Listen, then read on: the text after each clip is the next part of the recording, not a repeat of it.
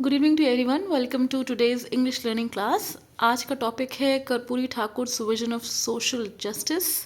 तो आज हम एक ये सोशल कॉज का एक कंटेंट पढ़ेंगे। कर्पूरी ठाकुर जी कौन थे ये मैंने पहले आपको बताना चाहूँगी। कर्पूरी ठाकुर जी स्वतंत्रता सेनानी, शिक्षक, राजनीतिज्ञ तथा बिहार राज्य के दूसरे उप मुख्यमंत्री तथा 2 बार मुख्यमंत्री रह चुके हैं। तो ये एक बहुत ही अच्छे सोशल एक्टिविस्ट थे, काफ़ी अच्छे एक जानी मानी हस्ती थे। चलिए हम अपना आज का कंटेंट शुरू करते हैं। Today is the birth of centenary. अब हम समझेंगे कि सेंटेनरी का मतलब क्या है। आज जन्म तिथि है सेंटेनरी ऑफ जननायक कर्पूरी ठाकुर जी। तो यहाँ पे है सेंटेनरी। मीनिंग क्या है इसका? सेंटरी का मतलब होता है किसी महत्वपूर्ण घटना, किसी चीज़ के आरंभ होने या ठीक 100 वर्ष बाद आने वाले शताब्दी। मतलब इनका 100वां जन्मदिन है, आप समझ लीजिए एक शताब्दी हो गई कर्पूर जी को। ऑफ जननायक कर्पूरी ठाकुर जी, मतलब आज एक 100वां जन्मदिन है जननायक कर्पूरी ठाकुर जी का। हुज जिनका relentless pursuit of social justice. अब हम समझेंगे कि रिलेंटलेस का मतलब क्या होता है। रिलेंटलेस का मतलब होता है लगातार करने वाला। मतलब किसी चीज़ को हम लगातार करें या निरंतर करते रहें, तो उनका एक परसूट रहा, एक लगातार परसूट रहा। परसूट का हिंदी में समझेंगे कि क्या होता है। परसूट का मतलब होता है कोई एक्शन करना, कोई व्यवसाय या कोई किसी से संबंधित कोई कार्यक्रम। तो यहाँ पे क्या कार्यक्रम है उनका? सोशल जस्टिस का। तो जिनके रिलेंटलेस मतलब जिनका लगातार निरंतर परसूट ऑफ सोशल जस्टिस रहा है, created a positive impact in the lives of crores of people.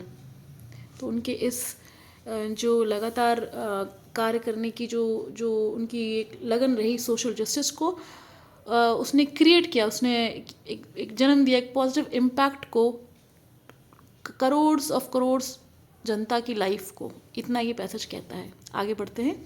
I never had the opportunity to meet Karpoor जी।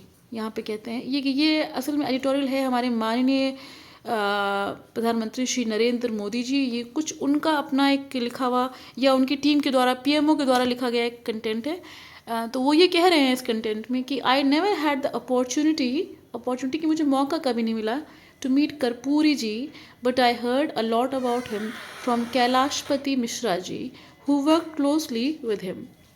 तो कैलाशपति मिश्रा जी एक व्यक्ति हैं जो बहुत क्लोजली काम कर चुके हैं कर्पूरी जी के साथ। उनके माध्यम से मोदी जी ने काफ़ी उनके बारे में सुना। इतना ये पैसेज कहता है। हम आगे बढ़ते हैं। He belong to one of the most backward sections in the society, the नाई समाज। वो बिलोंग का मतलब करते हैं कहाँ से वो आते हैं। तो बिलोंग का अगर हम हिंदी में मतलब समझेंगे तो कहा जाता है कहाँ के थे। बिलोंग मतलब कहाँ के थे। तो ही बिलोंग, वो कहाँ के थे? One of the most backward section, जो बहुत ही पिछड़ा हुआ वर्ग था, जिसको उस सोसाइटी का, जिसको हम कहते थे नाई समाज, ये वहाँ से आते थे। Overcoming numerous obstacles he achieved a lot of work for societal betterment. Overcoming का मतलब होता है किसी चीज़ से बाहर आना। तो वो जो अपनी या सक्सीड करना किसी प्रॉब्लम से, डिफ़िकल्टी से बाहर आना। ओवरकमिंग न्यूमरस ऑब्स्टिकल्स, न्यूमरस का मतलब कई सारे ऑब्स्टिकल्स, कठिनाइयों से बाहर आके ही अचीव्ड, उन्होंने अचीव किया लॉट ऑफ, कहा जाता है कि बहुत सारा उन्होंने काम किया और बहुत सारे काम ऐसे कि जो कि सोसाइटल बेटरमेंट के लिए था, जो कि समाज के बेटरमेंट के लिए था। जननायक Karpoori ji Thakur ji's life revolved around the twin pillars of simplicity and social justice. तो जो जननायक कर्पूरी ठाकुर जी जिनके बारे में आज हम चर्चा कर रहे हैं, उनकी जो लाइफ है रिवॉल्व मतलब घूमी अराउंड द ट्विन पिलर्स, 2 स्तंभों के बीच में घूमी। पहला स्तंभ था सिंप्लिसिटी, सादगी, और दूसरा स्तंभ था सोशल जस्टिस, सामाजिक न्याय। आगे बढ़ते हैं।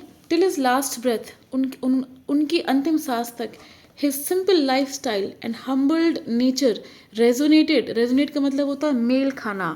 Resonated deeply with common people, मेल खाई उनकी जो अपने अंतिम सांस तक उन्होंने एक सादी जीवन का जो एक उन्होंने अपना जो एक बिताया लाइफस्टाइल मतलब जो एक तरीका रहा जीने का, और हम्बल नेचर वो कई लोगों से के नेचरों से मेल खाता है, रेजोनेट करता है। कहा जाता है कि किसी से किसी के नेचर का मेल करना, so your nature resonates to mind, example दे रही हूँ। रेजोनेट का मतलब यहाँ पे ये हुआ। Deeply with the common people, उनका ये जो रहन सहन सादगी वाला था, कई लोगों से, कॉमन लोगों से रेजोनेट किया। आगे बढ़ते हैं।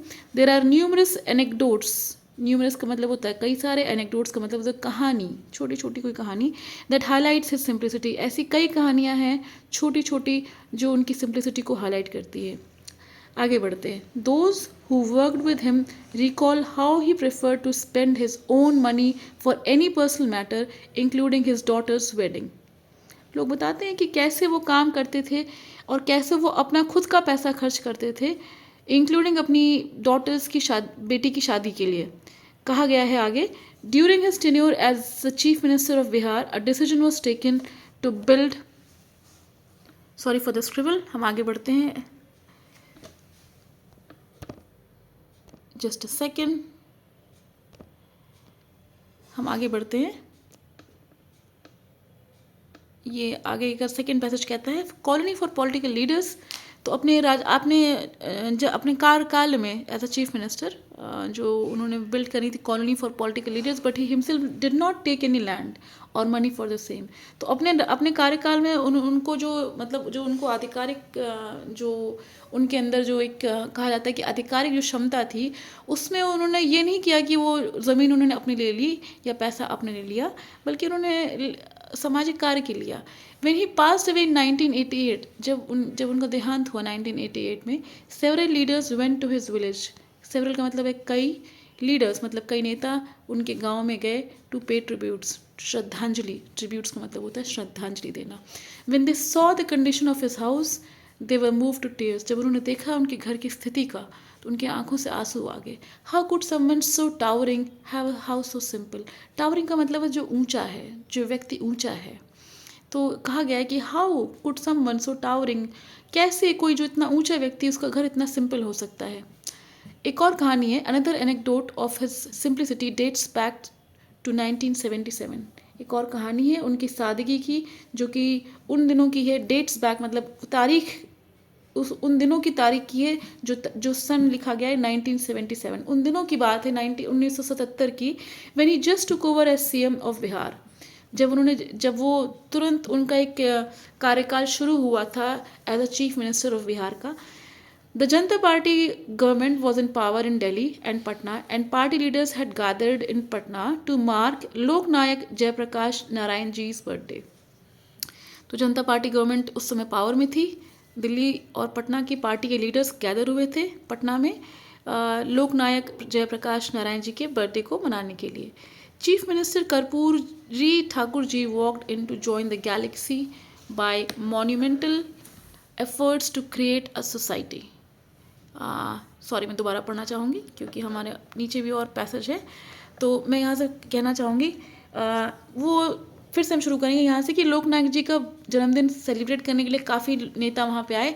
Chief minister Karpoori Thakur ji walked in to join the galaxy of top leaders. Galaxy का मतलब क्या होता है? गैलेक्सी का मतलब ये होता है, गैलेक्सी के तो कई मतलब होते हैं, लेकिन जो इस शब्द में हम कहेंगे गैलेक्सी मतलब सीधे कहा जाए कि आकाशगंगा। तो आकाशगंगा तो एक साधारण वर्ड थे, लेकिन हम यहाँ कहेंगे तो नेताओं की गैलेक्सी लगी हुई थी, उसमें वो वहाँ खड़े हुए, वेयरिंग अ टॉर्न कुर्ता, फटा हुआ कुर्ता पहन के खड़े हो गए। गैलेक्सी ऑफ टॉप लीडर्स मतलब जो एक गैदरिंग थी उनको उन्होंने गैलेक्सी कहा। क्यों? क्योंकि वो टॉप लीडर्स, और किसी भी ऊंची चीज़ को हम गैलेक्सी कह देते हैं। आकाश गंगा हो गया, आकाश ऊंचा है इसलिए गैलेक्सी है। तो galaxy of top leaders wearing a torn kurta, उन्होंने एक फटा हुआ कुर्ता पहना हुआ था। In his own style Chandrashekhar ji asked people to donate some money to so that Karpoori ji could purchase a new kurta. तो अपने ही एक तरीके में चंद्रशेखर जी ने लोगों से कहा कि आप कुछ पैसा दीजिए ताकि कर्पूर जी एक नया कुर्ता खरीद पाए। बट कर्पूर जी वॉज कर्पूर जी, तो कर्पूर जी थे। He accepted the money and donated it to the chief minister's relief fund. उनकी क्या आदत थी? सादगी और सोशल, जो हमने कहा ना दो स्तंभ थे, एक तो सादगी, दूसरा सोशल जस्टिस करना। तो उन्होंने वो पैसे लिए और उसको डोनेट कर दिया चीफ मिनिस्टर रिलीफ फंड में। आगे पढ़ते हैं। Social justice was most dear to Jananayak Karpoori Thakur ji. जैसे मैंने कहा, उन्होंने बताया कि उनके जीवन के दो स्तंभ थे, सादगी और दूसरा स्तंभ था सोशल जस्टिस। तो सोशल जस्टिस वॉज मोस्ट, मतलब उनको बहुत प्रिय था to Jananayak Karpoori Thakur ji. His political journey was marked by monumental efforts. Monumental efforts का मतलब क्या होता है? काफ़ी बड़ा एफर्ट लगाना, इसको कहते हैं monumental efforts. To create a society where resources were distributed fairly and everyone regardless of their standing had access to opportunities।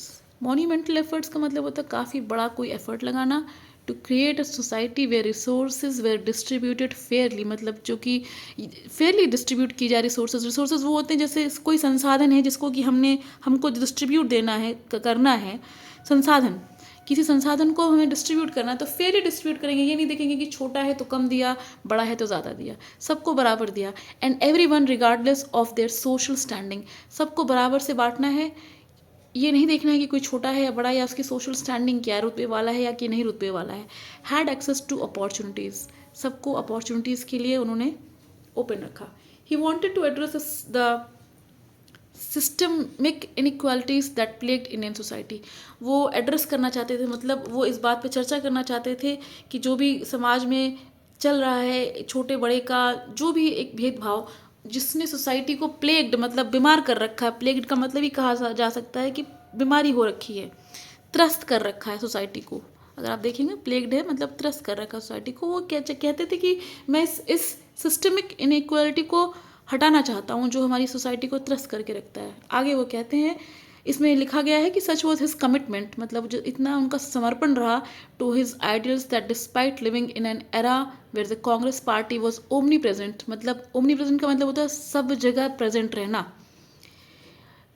तो उनका ऐसा समर्पण था अपने आइडियल्स जो थे उनके, जो मतलब जो भी उनका अपने अंदर एक सोच था, आइडियल्स अगर हम कहा जाए तो यहाँ पे तो उनके ट्विन पिलर्स का हमने कई बार चर्चा कर ही ली है।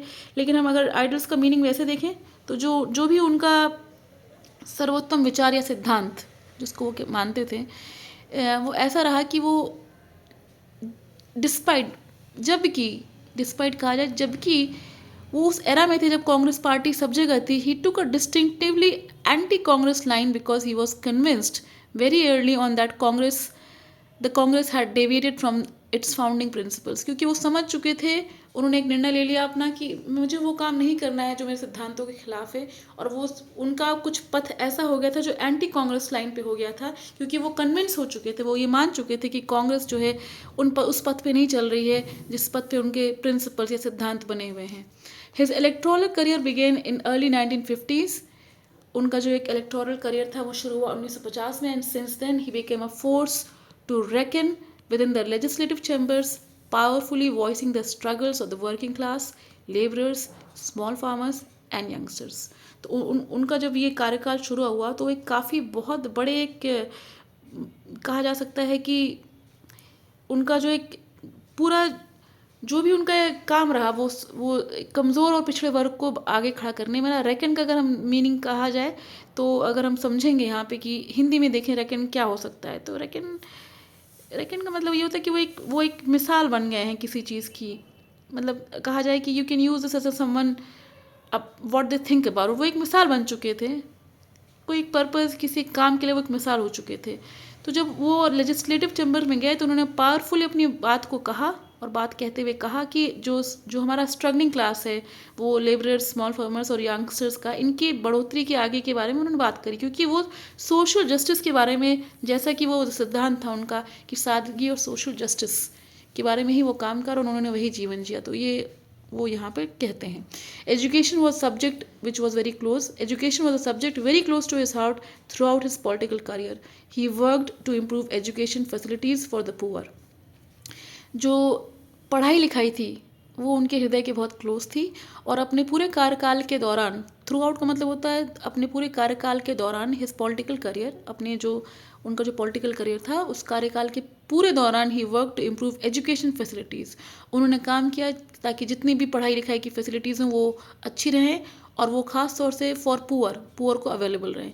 He was a proponent of education in local languages so that people from small town and villages could climb the ladder and attain success। अब हम यहाँ पे अगर समझेंगे proponent का मीनिंग क्या होता है, तो प्रोपोनेंट अगर हम समझें,